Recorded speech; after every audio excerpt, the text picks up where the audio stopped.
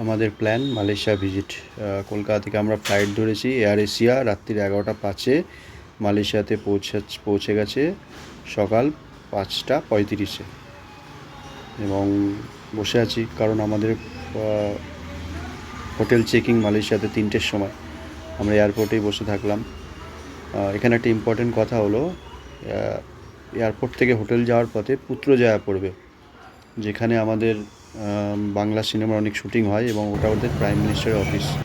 তো যাওয়ার পথে সেটা অবশ্যই দেখে নেবেন, কারণ পরে আপনাকে না হলে 1000-2000 টাকা খরচা করে আবার এসে দেখতে হবে। ওটা এয়ারপোর্ট থেকে হোটেল যাওয়ার পথেই পড়বে। তো ব্রেক জার্নি করতে হবে, এয়ারপোর্ট থেকে হোটেল নিতে হবে পুত্রজায়া ঘুরে তারপর হোটেল যাবেন।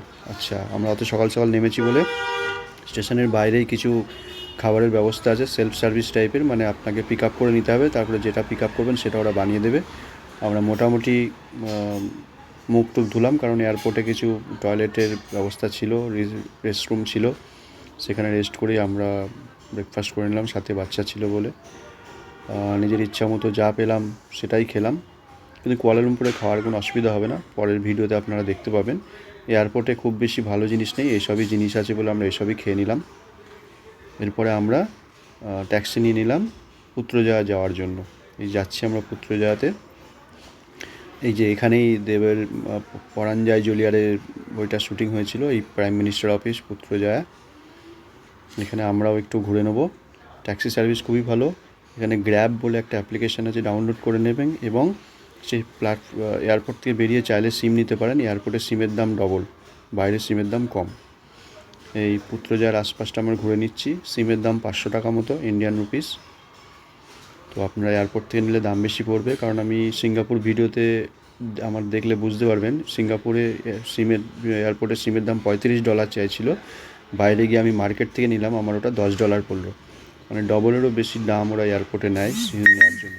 তাই তাড়াহুড়ো করে সিম নেওয়ার দরকার নেই, বাইরে বেরিয়ে পরে সিম নেবেন আরাম করে। পুত্রজায়াটা ভালো করে ঘুরে নিই। খুব দারুণ জায়গা। তবে হ্যাঁ, আমরা ডিসেম্বরে গেছিলাম, তা সত্ত্বেও মালয়েশিয়াতে দিনের বেলা বেরোনো যায় না, এত রোদ থাকে, কিন্তু ঘাম হয় না। আবার সিঙ্গাপুরে ওয়েদারটা খুবই ভালো ছিল, ওখানে রোদ হলেও কোনো অসুবিধা হয় না, মালয়েশিয়ার রোদটা সহ্য করা যায় না।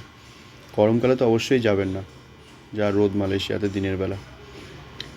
আর রাস্তাঘাট এত পরিষ্কার যে আপনি আবার ফরেনে না গেলে বুঝতে পারবেন না। আচ্ছা, আমাদের প্রথম দিন চেক ইন ছিল ডিফেন্স প্ল্যাটিনাম 2, যেটা মোস্ট ডিমান্ডিং হোটেল বলতে পারেন কুয়ালালামপুরের, কারণ এখান থেকে এটা 51 ফ্লোরে এটা সুইমিং পুল আছে এবং এখান থেকে কেএল টাওয়ার এবং টুইন টাওয়ার দুটোই দেখা যায়। তারপরে ইভিনিংয়ে আমরা চলে গেলাম জালান মার্কেটে, যেখানে ইন্ডিয়ান ব্রেকফাস্ট পেলাম, কিছু তামিলিয়ানের দোকান আছে, ইন্ডিয়ান ডিনার পেলাম। এরপরে আমরা যাচ্ছি বাটু কেভের জন্য। তো বাটু কেভে যাওয়ার জন্য আমরা হোটেল থেকে ক্যাব বুক করে নিয়েছিলাম, কিন্তু ফেরার পথে আমরা ট্রেনে করে ফিরেছি। সেটাও একটা এক্সপিরিয়েন্স হয়ে গেলো, কেউ আমাদের বলেনি, কিন্তু আমরা দেখলাম বাটু কেভের সামনেই রেলওয়ে স্টেশন আছে, আর হচ্ছে বাটু কেভ। ম্যাক্সিমাম তামিলিয়ান ওখানে থাকে, ইন্ডিয়ান বলতে তামিলিয়ানই রয়েছে, বাইরের কেউ নেই।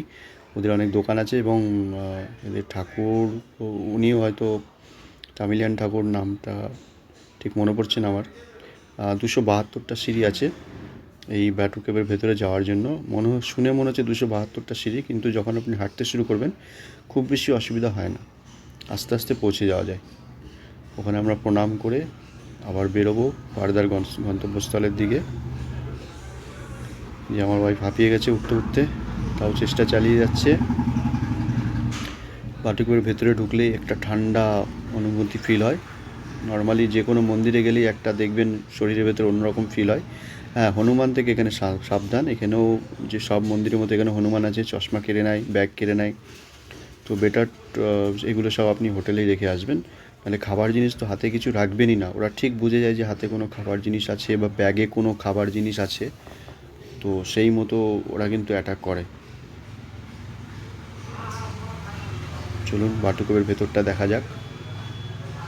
বাটু কেভ বলতে এটা জাস্ট একটা কেভ, তার ভেতরে সাউথ ইন্ডিয়ান ঠাকুর রাখা আছে। আচ্ছা, এই যে আমরা মেট্রোর টিকিট ওখান থেকে কেটে নিয়েছি। আর একটা ইম্পর্টেন্ট কথা হলো, বিদেশে গেলে একটা ফরেন ট্রাভেল কার্ড অবশ্যই, ফরেক্স কার্ড অবশ্যই ক্যারি করবেন, সবসময় ক্যাশ দিয়ে হয় না। আচ্ছা, এর আগেরটা ছিল আমরা চায়না মার্কেট ঘুরলাম, ঘুরে এবার আমরা টুইন টাওয়ারের সামনে চলে এসেছি সন্ধেবেলা। একটু নিজেরা একটু নাচানাচি করে নিলাম টুইন টাওয়ারের সামনে। ভিউটা দেখতে পাচ্ছেন? টুইন টাওয়ারের এপাশে একটা পার্ক মতো আছে, পার্ক থেকে আমরা ছবিটা তুলেছি, কারণ অ্যাকচুয়াল টুইন টাওয়ারের নিচে গেলে একটা সূর্যা মল বলে আছে, সূর্যা মলে এত ভিড় যে ওখানে পা দেওয়ার জায়গা থাকে না, তাই আমরা পার্কের দিকটা এসেছি এবং পার্কের 10টার সময় বন্ধ হয়ে যায়। আচ্ছা, পরের দিন আমাদের প্রোগ্রাম ছিল কেএল টাওয়ার যাওয়ার। কেএল টাওয়ারে গিয়ে আমরা কিছু শুটিং করলাম, তারপর ওখান থেকে সালমা ব্রিজ, এই ব্রিজটা কিন্তু মিস করবেন না, খুব ভালো ব্রিজ। আচ্ছা, এটা হচ্ছে টুইন টাওয়ারের ইভিনিং রাত্রি 9টা বাজে টুইন টাওয়ারের নিচে, যেই বললাম সূর্যা মল না, এই দেখুন কীরকম ভিড় কেএল টাওয়ারের জাস্ট টুইন টাওয়ারের নিচে।